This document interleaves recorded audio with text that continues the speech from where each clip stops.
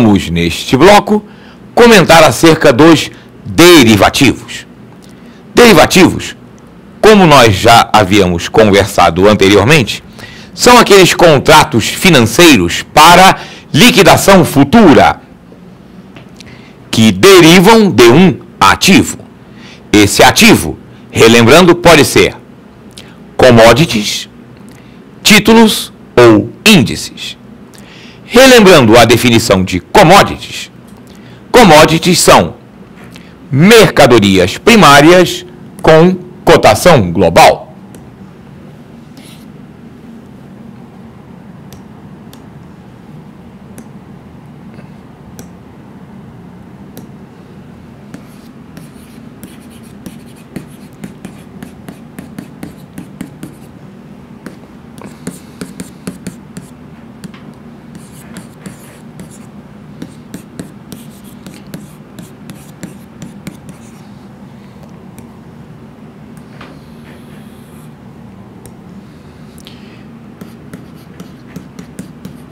Estas mercadorias podem ser agropecuárias ou de extração mineral, como o petróleo.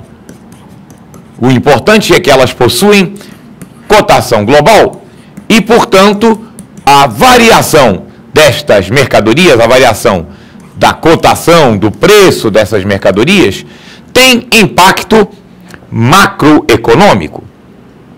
Inicialmente, quando os derivativos surgiram, o objetivo principal era proteger os agentes econômicos contra variações de preços de commodities que lhes trouxessem prejuízo. Posteriormente, os derivativos se sofisticaram. Então, várias modalidades de derivativos surgiram. Existem hoje 4 tipos básicos de contratos derivativos, que são os contratos a termo, os contratos futuros, os contratos de opções e os contratos de swap. Alguns autores e algumas bancas também consideram o chamado spot, que é o mercado à vista da BNF, também consideram o spot como uma modalidade de derivativo. Já tivemos prova de concurso onde a banca dizia o seguinte: existem 5 modalidades de derivativos: termo, futuro, opções, swap e spot. Neste caso, você pode marcar como correto, porque o spot da BNF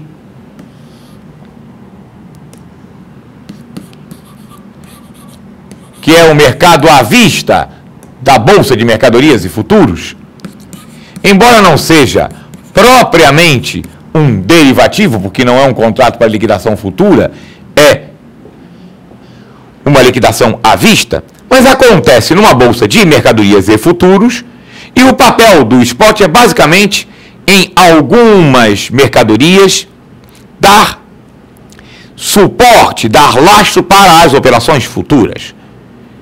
Mas vamos, conceitualmente, tratar como derivativos os 4 segmentos aonde os contratos são liquidados futuramente: termo, futuro, opções e swap.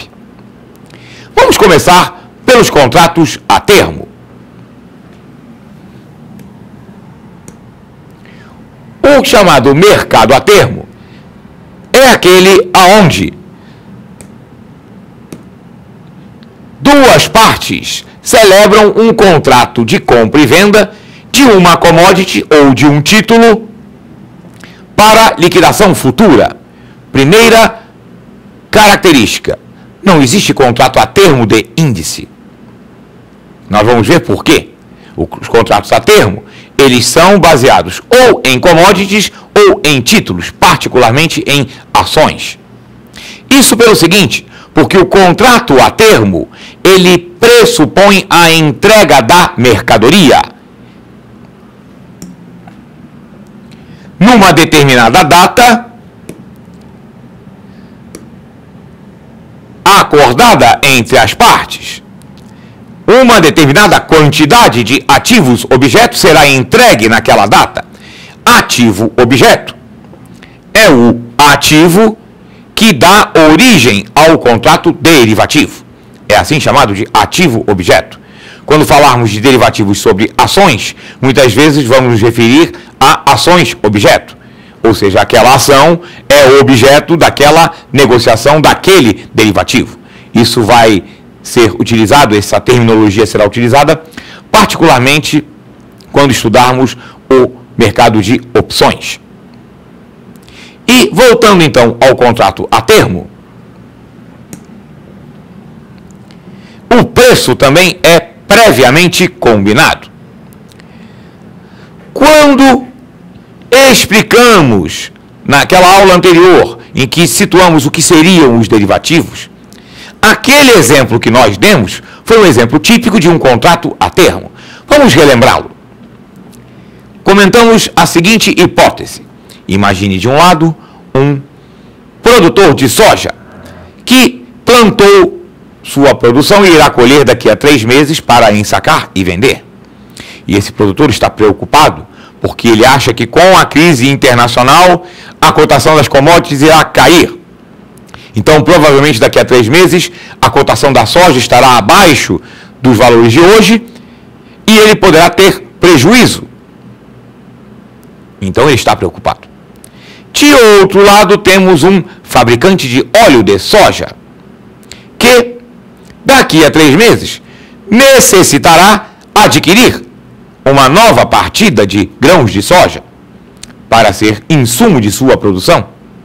E esse fabricante de óleo de soja está preocupado, porque ele acredita que a crise vai se resolver, que a cotação das commodities vai até subir.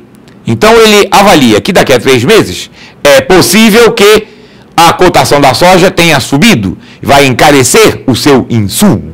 Então ele está preocupado. Vejam então neste nosso exemplo que nós temos 2 personagens. Temos o fornecedor e o comprador.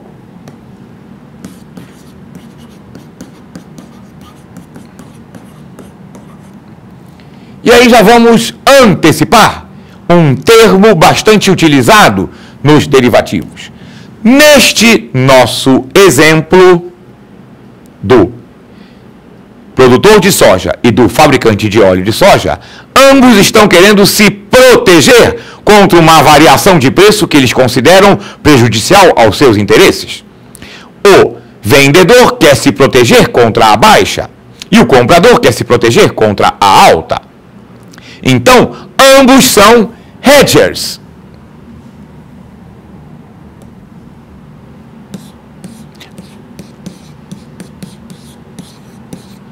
Mais um termo em inglês. Hedge é um termo em inglês que significa proteção.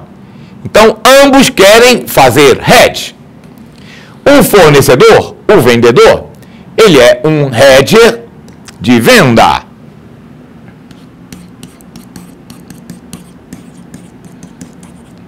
Ele quer proteger-se contra a baixa do produto.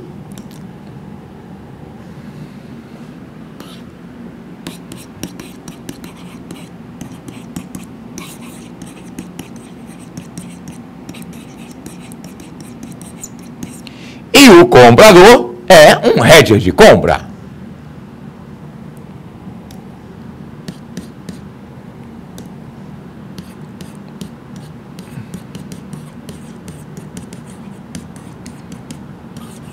Quer se proteger contra a alta.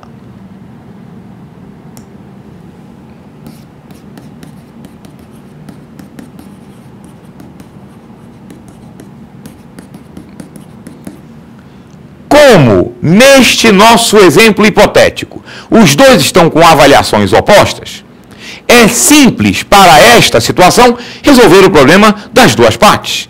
Eles celebram hoje um contrato a termo.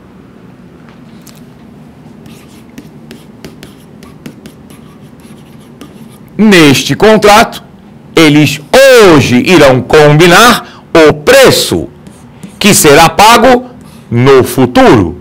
A mercadoria também será entregue na data combinada. Então vejo que é um preço previamente combinado com uma data de entrega acordada entre as partes que celebraram um contrato, baseado numa determinada quantidade de ativos objeto. O que caracteriza então o contrato a termo é a entrega da mercadoria por um preço previamente combinado e ambos, a entrega e o pagamento, ocorrerão numa data futura também previamente acertada. Nós comentamos o exemplo do mercado a termo sobre commodities.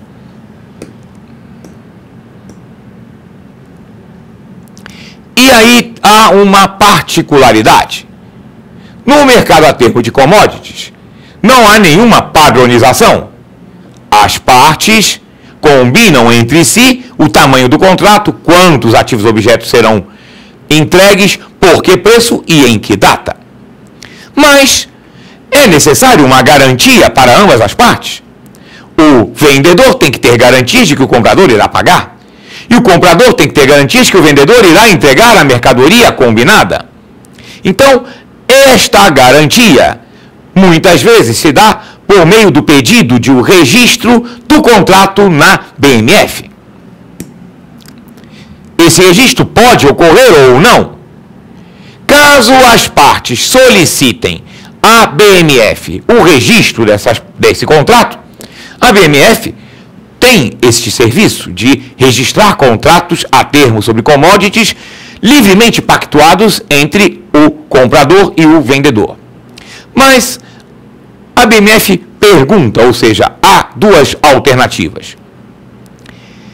Vocês, comprador e vendedor, pergunta a BMF, querem fazer um registro com ou sem garantia?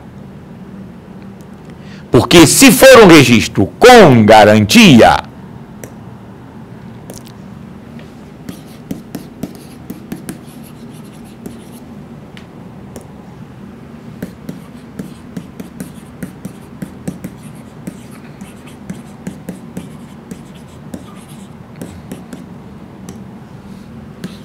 neste caso, a BMF irá exigir garantias por parte dos dois.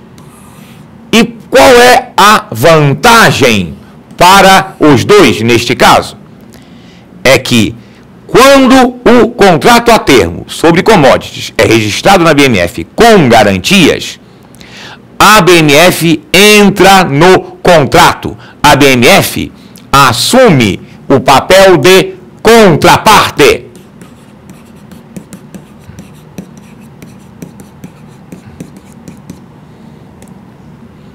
Este conceito é muito importante e nós vamos voltar a ele em vários momentos do nosso estudo de derivativos. No contrato a termo, no registro com garantia, a BMF assume o papel de contraparte naquele contrato. Ou seja, a BMF garante a realização do contrato para as duas partes. A BMF entra no meio do contrato e ela passa a ser o comprador aos olhos do vendedor. E ela é também o vendedor aos olhos do comprador. Ou seja, a BMF garante ao comprador que ele receberá o dinheiro e garante ao vendedor que ele receberá a mercadoria combinada. E para isso, como a BMF dá garantias às duas partes, ela exige que as duas partes depositem garantias como o ônus, como o seguro do cumprimento daquelas obrigações. Então, esse é o contrato a termo sobre commodities com registro na BMF. O registro na BMF não é obrigatório. As partes podem, por exemplo, decidir fazer um registro num cartório. As partes podem decidir não registrar o contrato, mas aí elas perderão a segurança que um contrato a termo registrado na BMF possui.